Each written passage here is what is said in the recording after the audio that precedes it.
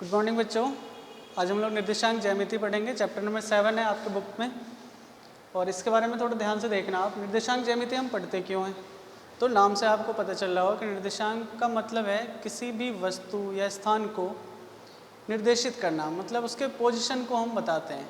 ठीक है, जो आपके हवाई जहाज है, एरोप्लेन वगैरह, ये सारी चीज़ें जो है ना, इनका जो ट्रैवलिंग होता है वो इन्हीं चीज़ों से होता है, निर्देशांक ज्यामिति की सहायता से। उनके रडार पे उनका पोजीशन बताता है। वरना आप सोचो कि ऐसा कैसे पॉसिबल है कि दिल्ली से जाना है किसी और एयरपोर्ट में, मान लो दिल्ली से चंडीगढ़ जाना है, तो हम प्लेन से जाते हैं तो प्लेन ऊपर होता है, वायुमंडल के में बहुत ज़्यादा ऊपर होता है। जब वायुमंडल में वो ऊपर होता है तो वहाँ से तो नीचे दिखता नहीं है। तो एग्जैक्टली दिल्ली से उड़ के और फिर चंडीगढ़ एयरपोर्ट पे कैसे उतर जाता है?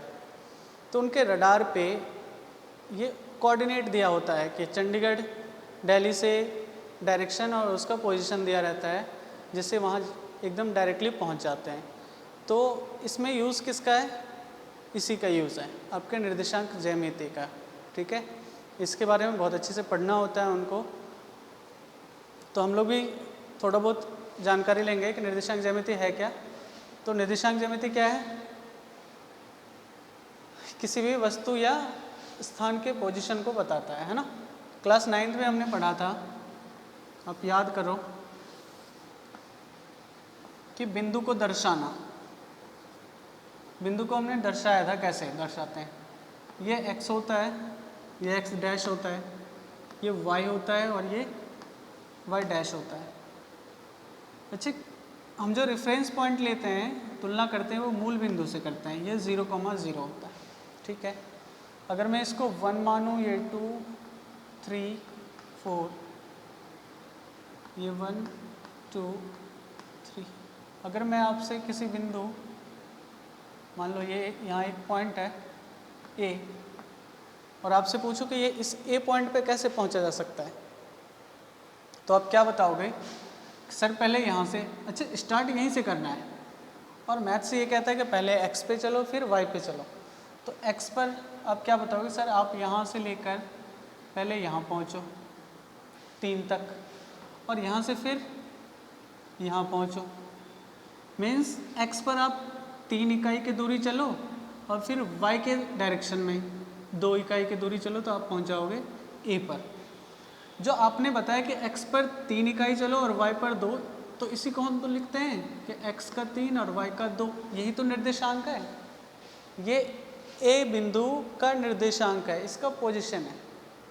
जो आपने बताया कि x पर हम 3 इकाई चलेंगे और y पर 2 इकाई चलेंगे। ठीक है, तो यही आपको सीखना है। यहाँ पर आपको पहले से दिया होगा कि दो बिंदु का निर्देशांक क्या है और उसकी दूरी निकालनी होगी। मेनली आपको दूरी का फॉर्मूला यहाँ यूज़ करना होगा इस चैप्टर में। ठीक है, ये तो हमने क्लास 9th में पढ़ा था, ये बेसिक है। तो हम लोग दूरी का फॉर्मूला निकालना सीखेंगे।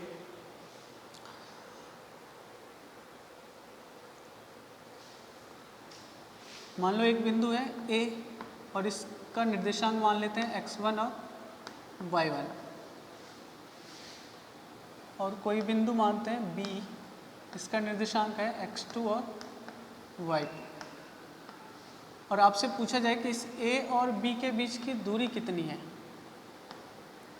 तो ये दूरी जब पूछा जाएगा तो आप बताओगे दूरी का formula √under x2 minus x1 का whole square plus y2 minus y1 का होल स्क्वायर, ये फॉर्मूला है। अच्छा, इस दूरी को A और B के बीच की दूरी को AB भी कहते हैं। तो AB अगर पूछा जाए तब भी आप यही फॉर्मूला लगाओगे, x2 माइनस x1 का whole square plus y2 minus y1 का होल स्क्वायर। ठीक है, ये फॉर्मूला है। एक एग्जांपल देखते हैं हम लोग। मान लो A, इसका निर्देशांक है 2,3, और B और इसका निर्देशांक है 1,2, और इनके बीच की दूरी निकालनी है AB। तो कैसे निकालेंगे? तो सबसे पहले आप ये ध्यान रखना कि x1 क्या है, x2 क्या है, इस तरह y1 क्या है और y2 क्या है, ये पहले आप लिख लेना, फिर जब आप क्वेश्चन बार बार प्रैक्टिस करोगे तो आपको पता चलेगा कि इसको लिखने की ज़रूरत नहीं है, सीधा सीधा फार्मूला लगा सकते हैं। तो पहले वाले बिंदु में x1 y1 होता है, दूसरे वाले में x2 y2 होता है, जैसा यहाँ पे मैंने बताया है आपको। x1 क्या है, 2 है, y1 क्या है, 3 है, x2 1 और y2 2। अगर हम फॉर्मूला यूज़ करें दूरी का, तो फॉर्मूला याद कर लेना आप लोग, x2 माइनस x1 का square plus y2 minus y1 का स्क्वायर का अंडर रूट है।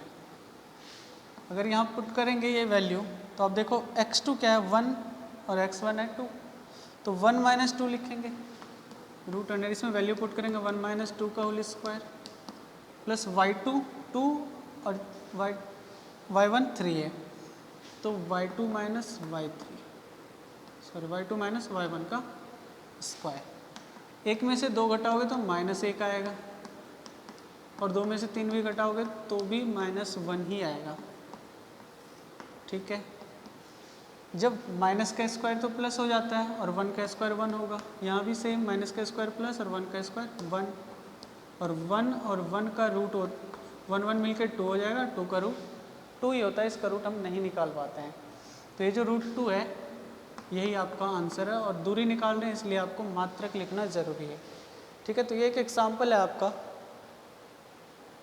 शायद आपको दिख नहीं रहा होगा, ये √2 मात्रक लिखा हुआ है नीचे। ठीक है, तो देख लेना आप, ये 1 + 1 है, 1 + 1 2 होता है, वही लिखा हुआ है √2 मात्रक। ठीक है, तो ये एक एग्जाम्पल है दूरी का फॉर्मूला हम कैसे यूज़ करते हैं। ठीक है, आप इस चीज़ को ध्यान रखना, फिर हम लोग आगे देखते हैं क्या करना है।